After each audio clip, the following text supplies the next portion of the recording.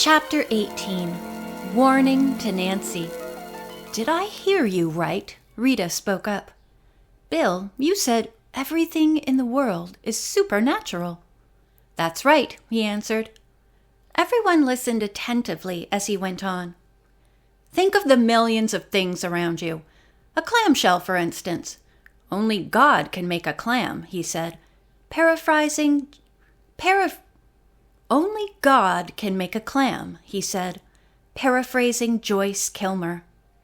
His audience nodded, and Bill went on. "You probably think of clams as being plentiful and common.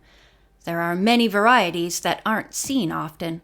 Take the man-eating clam as an example." "Man-eating clam!" Bess exclaimed. "Where do you find that?" "On the Great Barrier Reef.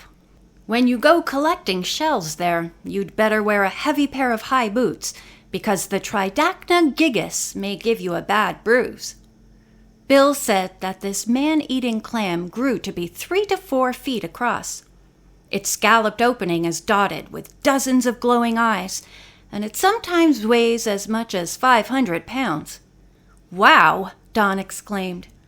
"That's not for me." Helen asked how the clam could eat a man. Bill smiled. "Personally, I don't believe it does, because the clam is slow at closing, and one would have plenty of time to get out of its way." He grinned. "It's said that the Tridacna gigas can carry a pearl as large as a golf ball. If a person were foolish enough to try to drag it out, then he might have an arm clamped between the two halves of the shell." Helen pretended to shiver and said, "I'll look at that creature in a museum, not a reef." When the police officers arrived, Mr. Hess greeted them in the lobby and introduced Nancy and her friends. Nancy asked Captain Watson, "Have you any news of Steve Rover?" "No," he replied. "Not a trace of his abductor either. But it's possible Steve went off with that man in the car quite willingly. The Middleburg police told us the boy was always looking for adventure, and perhaps he figured this was a way of finding it, free of charge." Nancy did not think so. She was greatly concerned about the boy, and was afraid he was in the hands of criminals.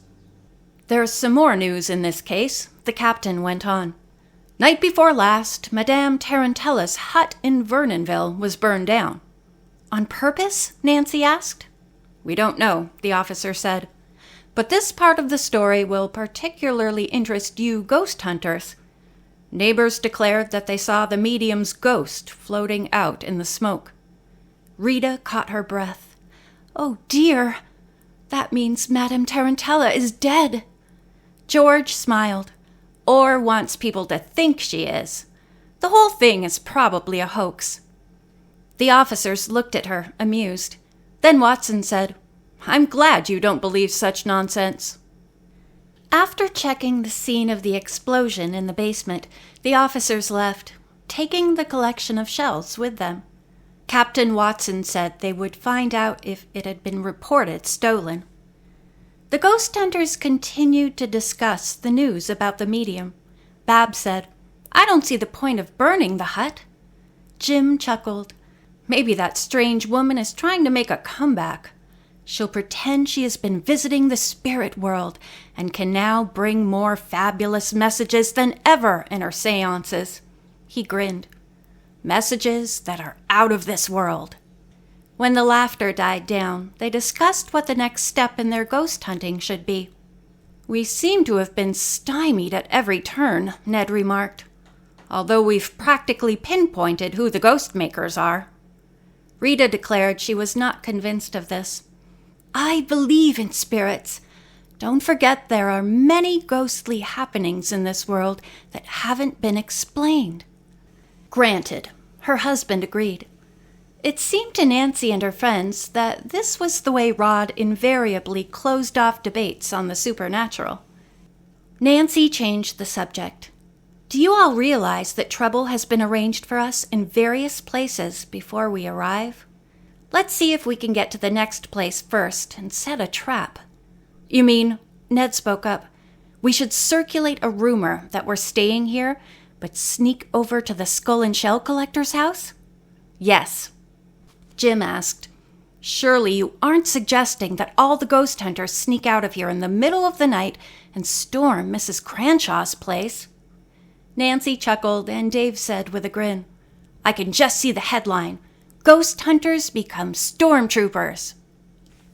After further discussion, it was decided that only Nancy, Ned, Helen, and Jim would make the trip to the Cranshaw home.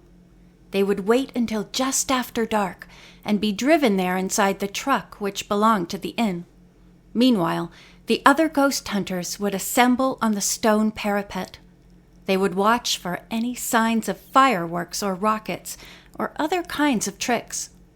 "To make it look as if none of us is missing," George proposed, "how would it be if we start some games? They'll be the kind that require us to move around a lot, making it hard to count heads." "Good idea," said Nancy. "And Bess, you do plenty of laughing and talking.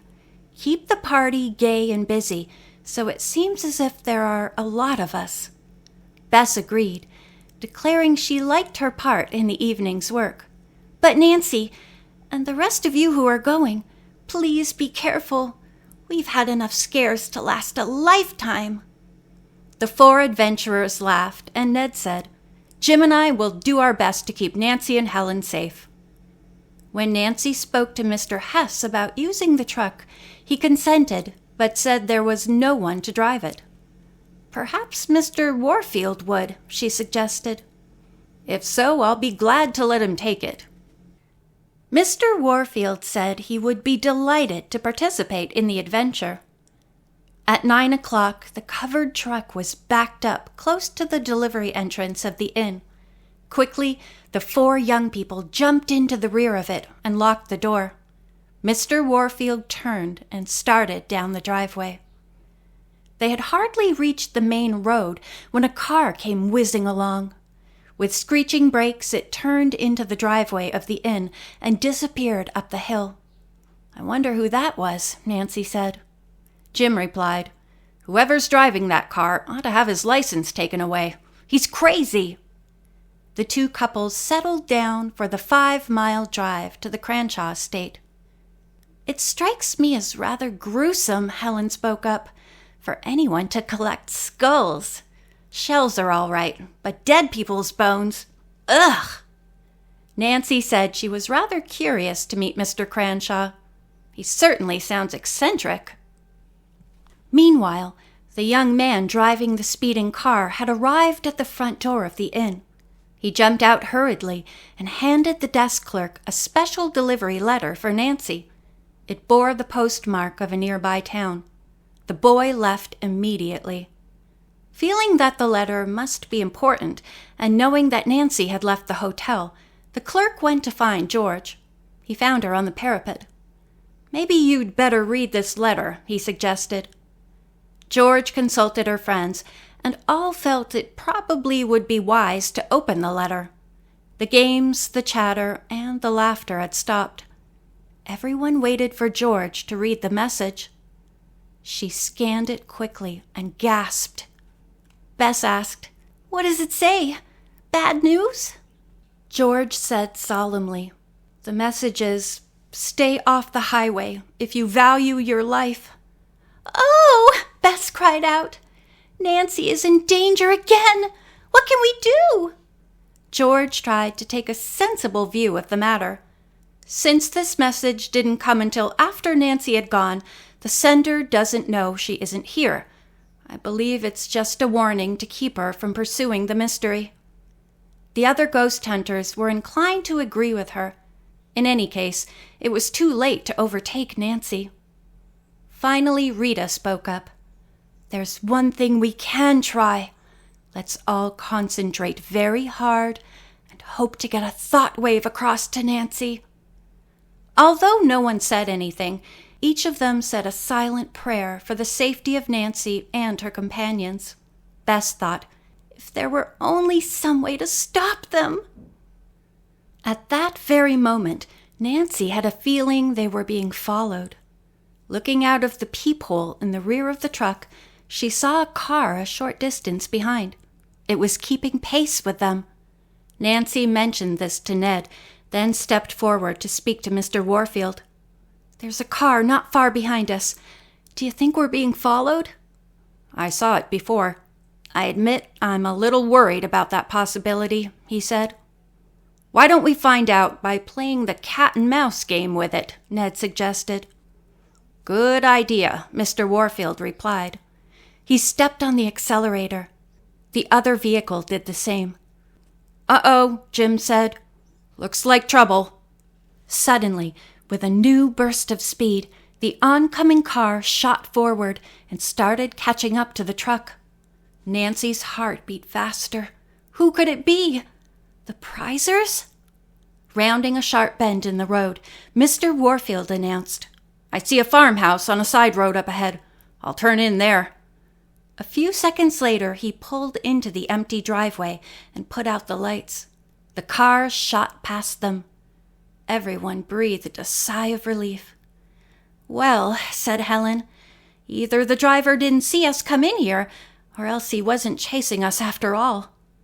The words were hardly out of her mouth when they saw the car begin to back up. It quickly reached the farmhouse driveway and pulled in behind them. End of chapter 18.